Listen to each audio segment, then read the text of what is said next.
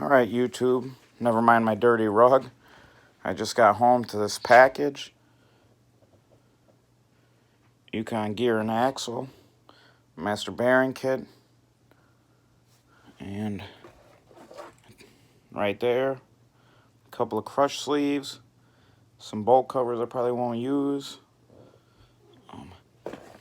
373 gears in there, and then my Dura grip right there, or whatever it is. Let's see if we can open this up one-handed.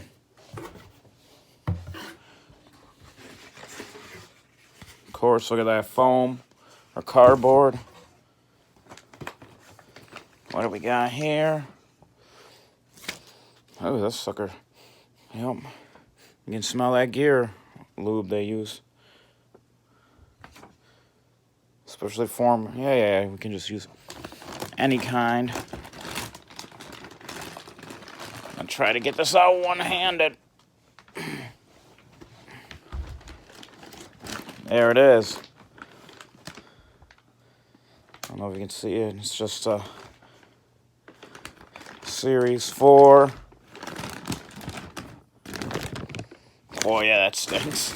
Yeah, you can definitely tell it's got the normal freaking stinky rear end grease on it. There we go, look. USA. Right there, can you see it? USA. So, we didn't get no zip locker. We just got the, it's kind of like the, the old school, just, see, there it is right there, the one we got, the middle one. It's just like the old school diffs, Oh man, we didn't even get a Yukon sticker. What's up with that?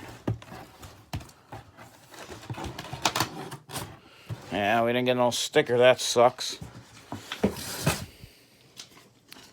But we're just gonna run, I like to run Lucas in my stuff, so we'll be using that.